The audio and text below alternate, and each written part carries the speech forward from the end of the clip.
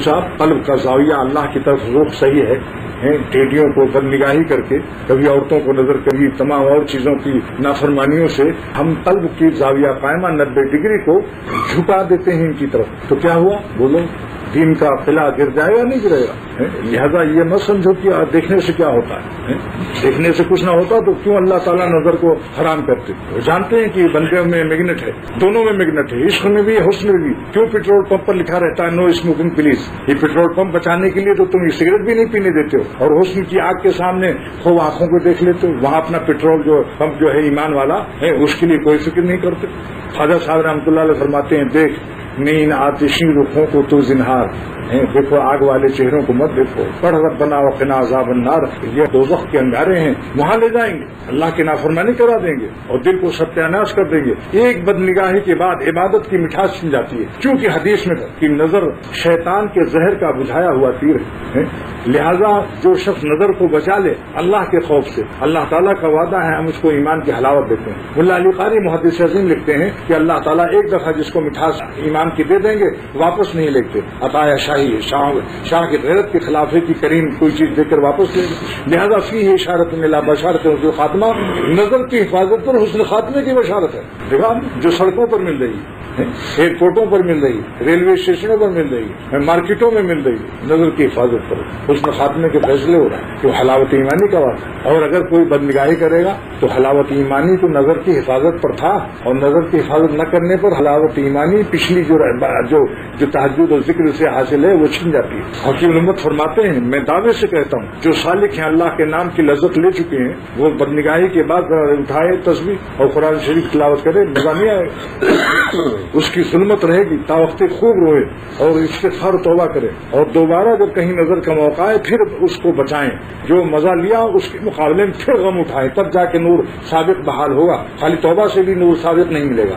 یہ حقیقت مولانا شاہ رحمۃ صاحب دام برکاتہ نے بتائی، یہ تو میں نے کبھی نہیں سنا تھا، یہ عجیب تحقیق فرمائی، اور میں کتنے ہی توبہ استغفار کرو، بد نظری کا ظلمت اندھیرا پن نہیں جائے گا جب تک کہ دوبارہ کہیں سفر ہو اور کوئی ایسا موقع ہے جتنا مزہ لیا تھا اتنا غم اب اٹھاؤ، فاصابکم غمن بے غم، دیکھو اللہ تعالیٰ فرماتے غم کے بدلے میں غم دیا جائے گا، فاصابکم غمن بے غم، قرآن شریف کی آیت سے آج الحمدللہ اس کا ثبوت مل گیا، فاصابکم غمن بے غم لکھی لا تحزنوا ولا ما فاتکم ولا، تو یہ چیز ہے۔ بہرحال یہ تو بات پر بات، میرا مقصد یہ تھا کہ دوستو یہ دنیا ہم سے چھوٹنے والی ہے، آنکھ بند ہونے کے بعد نہ ہمیں پتہ چلے گا اولاد کہاں ہے، نہ پتہ چلے گا ماں باپ کہاں ہیں، ساری کائنات سے ہم کٹنے والے ہیں اور رب کائنات سے جڑنے والے ہیں، لہذا زمین پر ان کو یاد کرنا شروع کر دیں تاکہ زمین کے نیچے وہ اپنی تمام کرم اور عنایات اور جملہ وفاداریوں کے ساتھ اللہ کریم ہمارا ساتھ دیں، اور اگر ہم ان کو زمین کے اوپر بھولے رہیں گے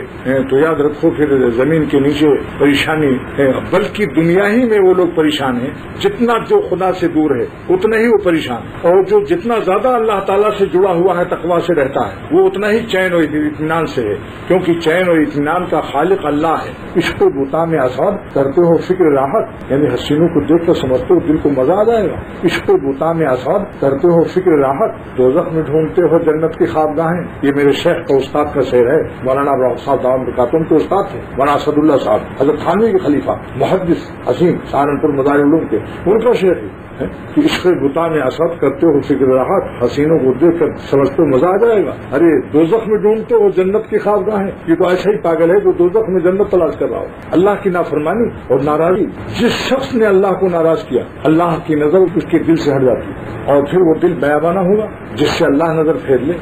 ایسے وقت پر ایک بہترین شعر یاد آتا ہے، رخ کیا جس طرف کو رخ کیا تو نے گلستہ ہو گیا۔ اللہ تعالیٰ ایک غریب جھونپڑی والے کو اگر پیار اور رحمت سے دیکھ لیں اس کے دل کو، تو اس کے قلب میں اتنی خوشی ہوگی کہ بادشاہوں کو بھی پتہ نہیں چلے گا، اور جس کی نافرمانی سے اللہ تعالیٰ اپنی نظر ہٹا لیں اس سے، اور تو نے رخ پھیرا جدھر سے وہ بیاباں ہو گیا، جس طرف کو رخ کیا تو نے گلستہ ہو گیا، جس طرف کو رخ کیا تو نے گلستہ ہو گیا، اور تو نے رخ پھیرا جدھر سے وہ بیاباں ہو گیا۔ اللہ جس سے ناراض ہو جائے تو نہ اس کی دولت اس کو چین دے سکتی ہے، نہ اس کے بیوی بچے اس کو چین دے سکتے ہیں، نہ اس کے رشتے دار، نہ اس کی بلڈنگ، نہ اس کی کار، کوئی چیز اس کو چین نہیں دے سکتے. جہاں جائے گا وہیں پریشان رہے گا. خواجہ صاحب رحمۃ اللہ علیہ تو اکابر خلفاء میں سے تھے. فرماتے ہیں نگاہ اقربا بدلی، مزاج دوستاں بدلا، نظر ان کی کیا بدلی کہ کوئی سارا جہاں بدلا. نگاہ اقربا بدلی، دیکھو رشتے داروں کی نظر بھی بدل دیتا ہے پھر اللہ تعالیٰ، جہاں جاتا ہے تو پریشانی. نگاہ اقربا بدلی، مزاج دوستاں بدلا، نظر ان کی کیا بدلی کہ کوئی سارا جہاں بدلا.